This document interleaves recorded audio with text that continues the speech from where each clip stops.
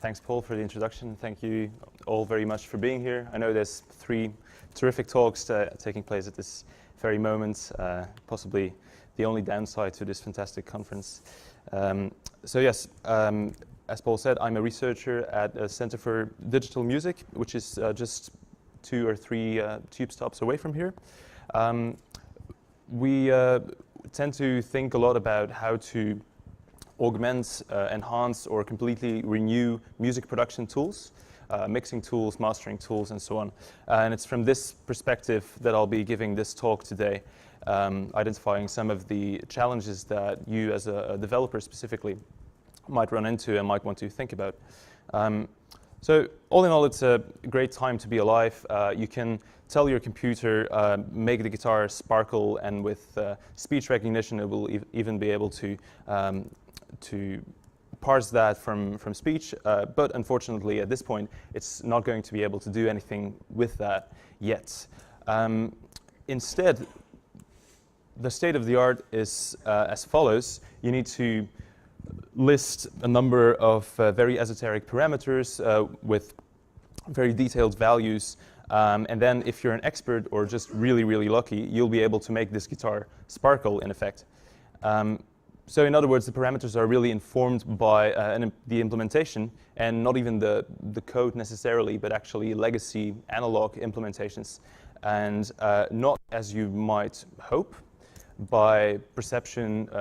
It's not really intuitive, and the controls aren't really semantic in any way.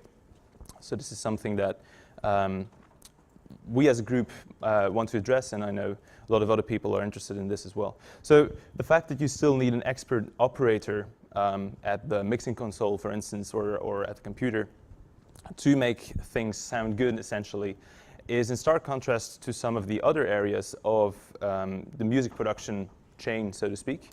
On the recording end, you've got very, very cheap hardware and software, which is hugely democratizing music production in general, and the quality of this by far exceeds even the most expensive studios of, let's say, the 1960s. And on the distribution end as well, we're spoiled for choice, as the internet is really connecting the music producers or musicians with their fan base and with anyone who wants to listen in. So we've got a bit of a vacuum in between these 2 ends of the music production chain, which I call mixing here, but of course it's also editing and mastering and all of the related stuff. So this is something we might want to democratize even further. The digital revolution has, of course, and by that I mean the increase in performance of hardware and so on, has of course led to a huge increase in the number of tracks that you can have simultaneously in a music production session, the number of plugins you can run concurrently, and the quality of analog emulations. But it would seem there's not really an exploitation of the huge number of possibilities that the digital realm might afford if we're going a bit more creative about it. One of the possible reasons for this is that there's generally a lot of resistance to the general idea of a machine replacing a human, and exceedingly so for such a creative task, any task which is part of the music production process. So to this, I offer an increasingly popular analogy, which is comparing music production to photography. The reason for this is that photography is also a very hybrid, technical, creative task where you have to think about technical parameters in order to have an artistically pleasing result. So it fits in that way. However, in photography, we already take automation of parameters for granted to a very, very large extent, including autofocus, auto exposure, smile detection, all of these features which we don't really think about anymore. And this is great for amateurs because without knowing anything about camera technology, we can snap pictures which are usually half decent. But then for professionals, it's great as well because they get to be more efficient.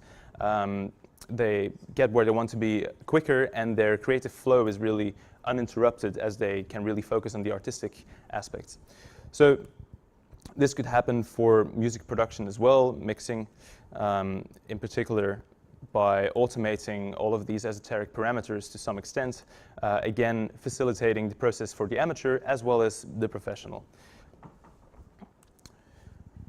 Another reason for looking into automatic production of music, automatic musical signal processing, is the sheer volume of content that is being created. And here again, I want to draw the parallel with photography, as it has been estimated that at some point in the recent past, the number of pictures that was taken over the course of 1 year was equal to the number of pictures that was taken in all of human history, or in all of the history of photography before that, which is quite significant. And a more cynical person than me might remark that the quality has decreased proportionally.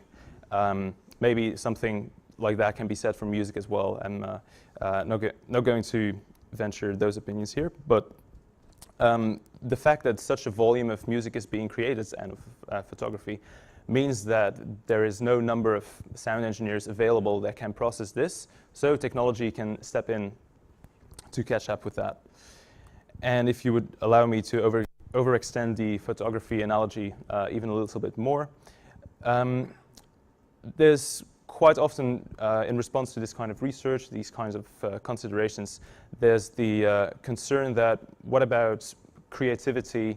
Aren't you taking away the control from the user, and aren't you making something which is very consistently the same, music sounding the same all the time? Again, some cynical people remark that we're already there. But to that, I again point to photography, where applications like Instagram, for instance, give some sense of creative control, but they're more intuitive. They're basically just clicking a preset or sliding a very intuitive fader to achieve a creative result and to have some diversity in the outcome. So if you would imagine an application like Instamix, if you will, we can work on the name, but you could imagine that you select your favorite famous mix engineer, or a particular era, or a particular production approach, and use that as a control for controlling how your mix is going to sound. Staying in the visual area for a little bit, I just added this slide in because of an interesting conversation that I just had. So there's a concern as well for jobs, obviously, and this is mostly from the audio engineering point of view. For developers, this is mostly good news, I think. Of course, if you're going to automate a lot of stuff, then maybe there's a concern that the industry is going to be overturned, and then jobs are going to be lost. And I'm not here to contradict that, or to definitely say what is going to happen, but I'd like to think that, for instance, when photography came about, the visual arts didn't just disappear because of photography, but it probably did evolve because of that. So a realist painter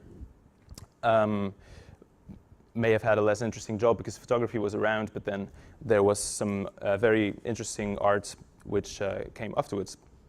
This is all very simplified, but I hope you get the idea. So the point I want to make is that perhaps it is true that some of the more mediocre artists who are effectively being replaced by a sort of a benchmark realist technology like a camera are actually going to have to look for a job, because they don't really reach this benchmark. And maybe the same happens for music production. I hope this is somewhat clear, where you've got a system that automatically does a mix, and if you're not even as good as this system, then maybe you shouldn't be charging people for your mixing. But definitely there are going to be more artists out there who will still have a job, or who can really use the technology to their advantage, as we've seen multiple times in the history of audio technology as well. At this point, I'd like to number a couple of categories of types of applications that might emerge in this realm. And one of them is what I call a black box, where really the user doesn't really have any knowledge of what's going on inside, and also doesn't really have control over what's going on inside. And a lot of the already existing systems are actually in this category, especially in the academic realm, because we like to just present something which does something and we don't touch it and it works. But this is actually a model that is very relevant for a couple of applications. For instance, if you've got a small live venue where there's simply no sound engineer available, or certainly not a sober one, then a system like this might be very interesting, especially for monitor mixing, for instance, because you might not have a monitor engineer even if you have a front of house one. In case of a band rehearsal, it's very rare that you have a dedicated sound engineer there, unless you're a very famous band. So that's where this makes sense as well, especially if nobody knows anything about sound engineering. And a bit different, there's been a lot of development in the area of automatic composition, and there, of course, it's not possible or desirable to have a human engineer being present, in which case you need a system that just does the job, no questions asked and no human interaction needed. But a bit less drastic would be the idea of a virtual assistant engineer, especially as the studio apprentice model sort of disappears. So this might do some of the heavy lifting for you and provide you with a starting point where you can then come in and tweak stuff and just get to where you want to be faster. So that's one approach. You might be able, in the case of live sound, to use this as a sound check. So the band comes in, plays a little bit, and the parameters are being set up sort of where they need to be, and you can, again, start tweaking. A bit complementary to this is the idea of a smart interface where you're still doing all of the controlling, but just the controllers are actually more intuitive, more in line with what you expect and with how you think in sort of a creative flow kind of way. So in other words, the parameters are semantic and perceptually motivated rather than very esoteric and based on the implementation. And this is an example of a commercially available plugin. So in this case, you turn an intensity knob rather than attack time and queue and so on. So you might actually be controlling a combination of traditional processors rather than adhering to the traditional separation of frequency processing, dynamics processing, spatial processing. This is something we're looking into as well. And finally, the least controversial, so to speak, would be to completely preserve the traditional controls and processes, but actually to introduce some alerts or some kind of suggestion based on very smart metering. So in that sense, it would be extending the already ubiquitous loudness meters, goniometers, spectral analyzers, and become something which is telling you what's the general amount of reverb on this mix, or how boxy are your drums and should you do something about it, and so on. So at this point, I'd like to identify a couple of challenges between going there and where we are right now. I think they mostly relate to the infrastructure that we have to work with, specifically the digital audio workstations. So this will relate to plugin developers, first of all. So the architecture that we have is not really multitrack. You can do some clever sidechaining, but it's not really native to the audio software that we're using. And this is a shame because for a lot of these more intelligent applications, we need cross-adaptive functionality where one track is aware of the contents of another track or what another processor is doing. And also you might want to actually listen in on the output of the mix and how that is being changed in response to how you're processing what you're processing with this plugin. As I said, you could do some side chaining, but it's basically up to the user to set this up, and it will be very cluttered. It's not very interesting. So in order to have a simple setup, a multi-track plugin architecture might be what you want. It also allows you to model larger systems of any sort, whereas plugins are very single track and very here and now in terms of the signal. And such an architecture, this is not really relevant to the point per se, but such an architecture might be interesting for spatial applications as well, where you're in a lot of those sort of restricted to standardized setups and formats. So this is a bit of a chicken and egg problem, as the DAWs obviously don't have this functionality yet, so the developers won't develop for it, but then the DAWs might not change it if there's no plugins that really require this. At this point, I should acknowledge some DAWs out there. I'm not sure if this is all of them, but these are some DAWs that we use because they have some multi-track capabilities. You can have tracks with pretty much arbitrary number of channels. They're Reaper and Audio Mulch. So when we demo some of our inventions and products of our research, then it would often be in these DAWs. Another very important challenge is to provide the infrastructure for learning, machine learning specifically, as you want to build intelligent tools. So first of all, you need a critical mass of data, and we've got some projects in that realm, such as the Open Multitrack testbed, where you can find lots and lots of multitrack recordings, mixes, and metadata pertaining to all of these songs and individual tracks, so you can find what you need quite easily. And I'm also quite hopeful that projects such as this web-based DAW from collaborators at Birmingham City University can provide us with a large body of data, and especially a methodology to collect this data and learn from it on a plugin level or even a DAW level. We also need centralized data collection, so we don't just want the plugin to learn on one user's machine, because then it will just learn what that user likes and not necessarily how to mix in general.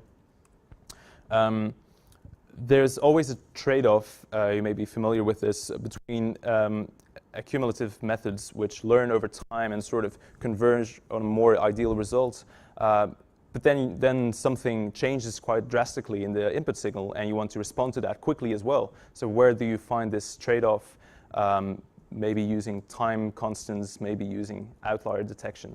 This is an open question as well for any application in this area. Feature validation, by this I mean that if something changes in the input, which is quite odd, your system should still produce a pleasing output and shouldn't make you deaf or anything. So you need to validate what's going out, what's coming in, does it actually make sense, or do we need to go to some default behavior, for instance.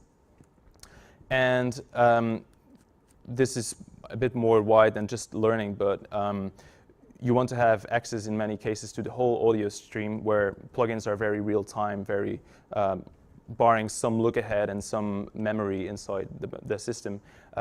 You don't generally read the whole project, and you're not really aware of the whole context or the structure. So you might want access to the whole audio stream in these cases, but DAWs don't really natively support this. And finally, but very importantly, I think, is the interaction of a human and computer in this system. So maybe your system is learning something and it's thinking, oh, this is how I should mix, but you don't really agree as a human. So do you just take over the wheel like you would in a self-driving car, or do you give it little nudges left and right, and how do you implement this? This is a huge research area on its own. So that's something to consider as well. Finally, the semantic and perceptually motivated controls I was referring to, that's another problem entirely as well, because which are the relationships which we need for this. We don't really have definitions of what it means for a source to be punchy or creamy or anything like that. So we need some actually need some research on this to connect the perception to the signal transformations. And this is something that we're quite active in, and I'd like to quickly present the project because it's actually a plugin in a way, so I felt it's quite relevant. And this was also presented here 2 years ago in some form. So we got a bunch of mix engineers, actually a very large group, because it was based on free plugins that we put online. So lots of people are using it, and these people take some audio and in their DAW, and they process it, and they say, oh, I just made this bright. This is now punchy. And we're obviously storing all of this data. And then the idea is that later on someone can come along and say, look, I've got this drum kit here. How do I make it bright? And then the computer says, well, this is how. So it's not quite that simple. But these are the plugins. They're made with Juice.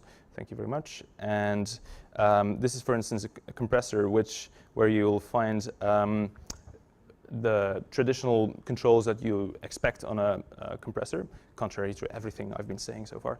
But then you also have a text box where you can describe what you're doing or what you've just done to the signal. In this case, you say, oh, I just made the snare drum punchy. And then afterwards, somebody can come along and say, oh, so I want to make something boomy, if that's something you'd ever want. So you type BO, and then some descriptors show up. There's also some metadata which you can enter, which is especially interesting for us because we use it to do more in-depth research here. So, quick overview of the system. You've got the plugin, you've got a save button. This is important because it listens to the incoming audio and then takes audio features from both the input and the output of the plugin, saves it along with the parameters, along with all of the metadata and the term into some huge database. Well, not huge, but into a database. And then afterwards you can go and load, and it will again listen to your audio and modulate the parameters based on some of the information in the database and the term that you chose. So simple enough. We then did some interesting research, or I think it's interesting, based on all of the data in the database. And for instance, one thing we can do is to look at how different terms are actually similar to each other in terms of the features, the audio features they represent. So thin, clean, cut, click, and tin are quite similar. We can also look at the parameters. So you see that, for instance, the density knob on a reverb, if you turn it up, you'll make the sound big, huge, and massive. So maybe this is a quite semantic knob after all, but the other ones definitely aren't. And finally, there's the case of the known unknowns. We want to deviate from what we know, so all I've shown so far is basically relating to the state of the art and what we've already been doing to some extent. So maybe we want to do new things, and I find this code quite fitting in this context. If I had asked people what they wanted, they would have said faster horses, said Henry Ford allegedly. Of course, Henry Ford never actually said this, but I think that the code is still quite fitting. So maybe we don't need to make faster horses for the next ADC. We want to invent the car and do something entirely different. And on this note, I want to give you a bit of homework for ADC'17. So by that time, you should be able to just tell your computer, make the guitar sparkle. Computer will listen to the incoming guitar and then do the translation to all of these esoteric parameters himself.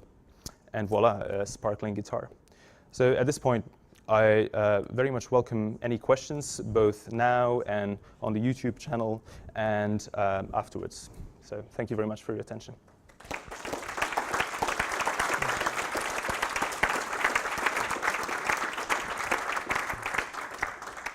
Has anybody got any questions?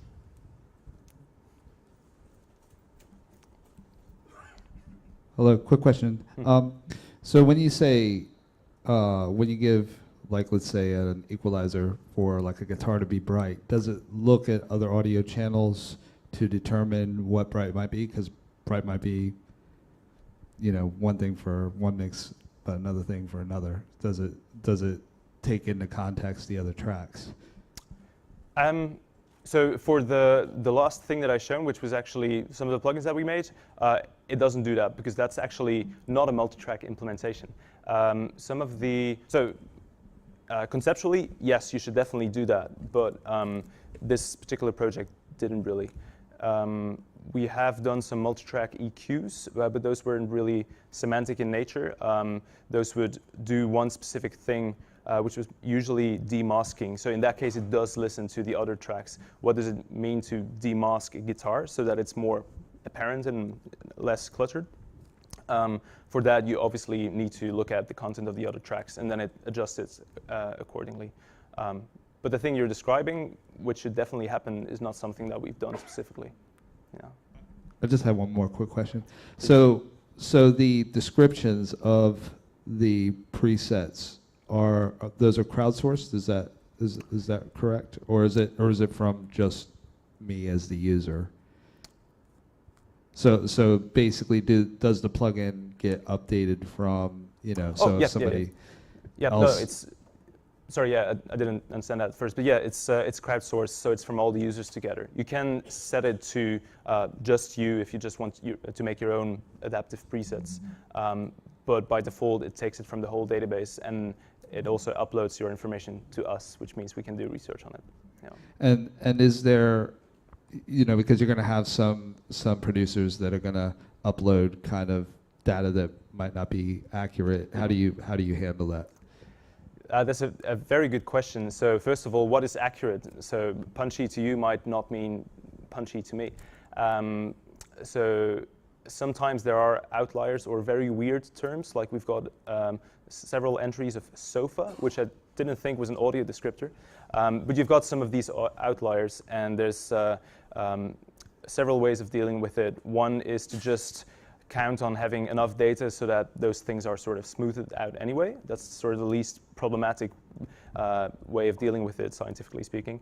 But you can also identify outliers in some way, either say, okay, outside of one standard deviation, we just don't look at it, or do actual outlier detection in a machine learning sense. You can definitely do that. Yeah. Okay, so if I put a Boomi, let's say I put a Boomi setting, and that's a crowdsourced preset, is that just kind of a median of what everybody has kind of described as Boomi, or? Yeah, so at the moment it is, because we don't really have the intelligence yet to do very clever modulation of the parameters. That requires some more in-depth research for starters. So yeah, at this point it's sort of an average, just based on your descriptor, and in the case of an EQ, for instance, the average curve that you get. So it takes averages, not medians, I think. But yeah, that kind of concept. Yeah, thank you. Any more questions?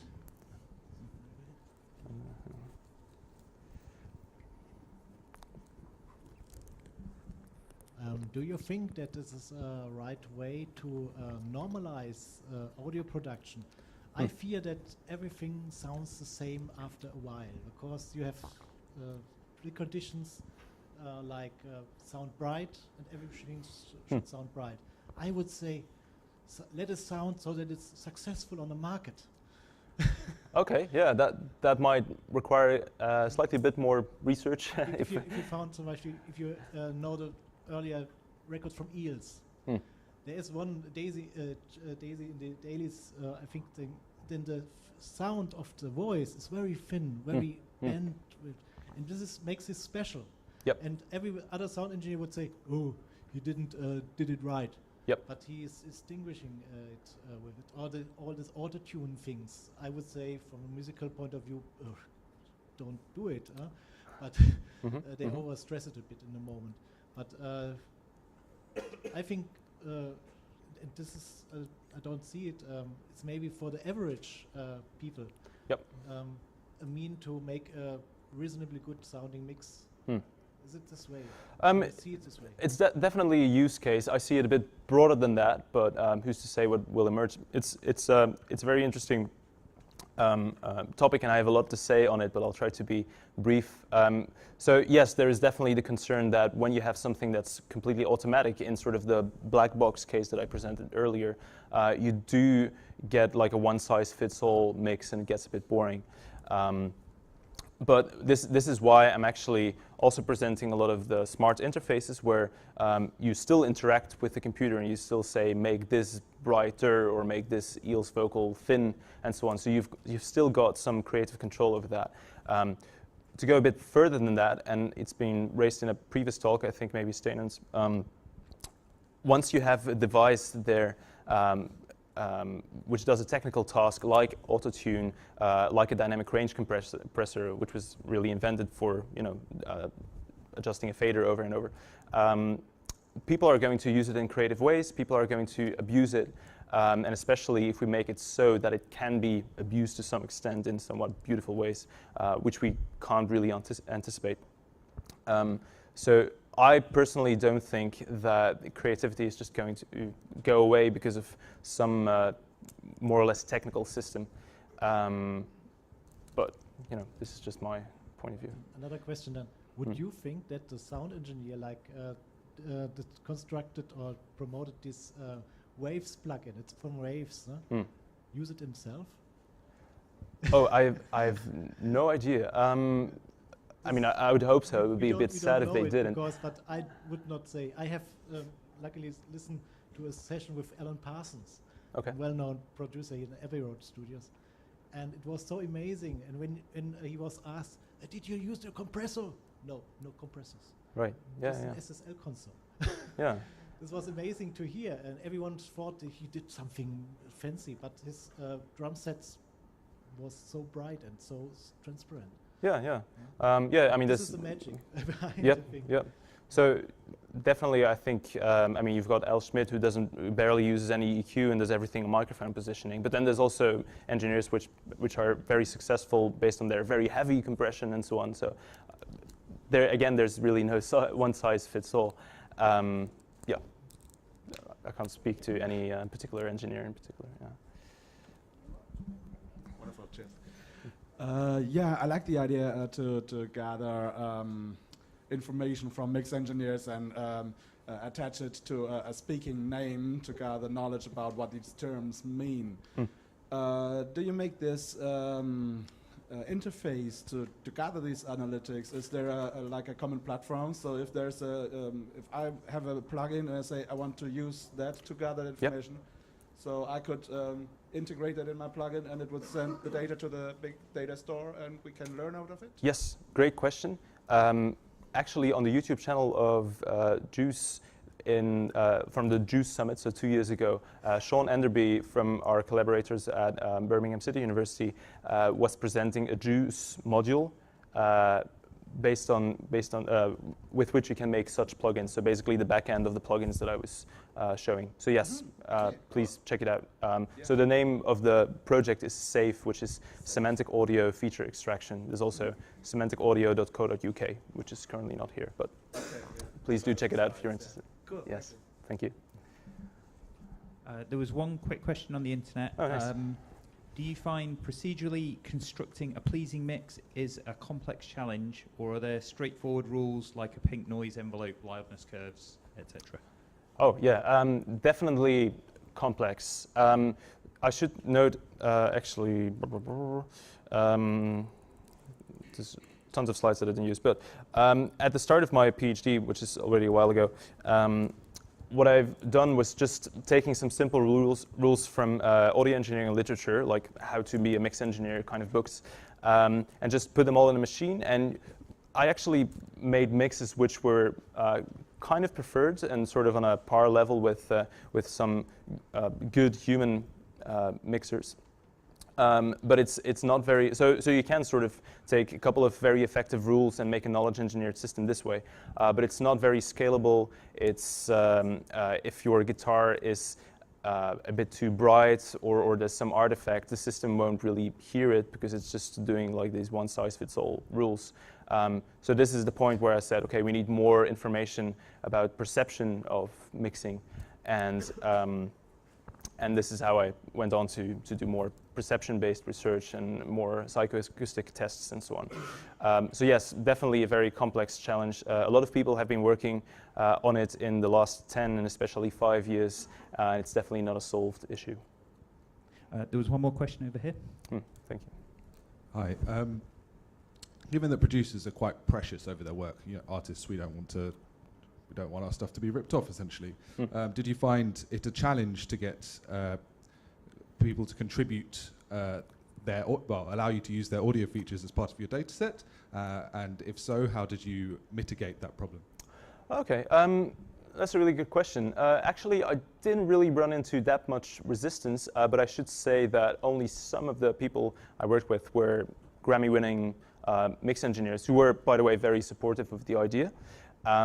But most of the people I've been working with are actually students from esteemed sound engineering programs all over the world, and for them, for them and their educators, there's definitely the benefit of getting a kind of peer review system. This is nice. Yeah, sort of a peer review system where you've got several mixes of the same song, and then people listen to it and give them feedback. So what I did was then give that feedback to them, an anonymized list of comments on their mixes and so on. So it was a very valuable experience, which is probably why they were happy to contribute. And also sometimes their teachers just said, you have to do this, which helps. Okay, I think we're out of time now, but if we could give Brecht a big hand for a great talk. Yeah, thank you.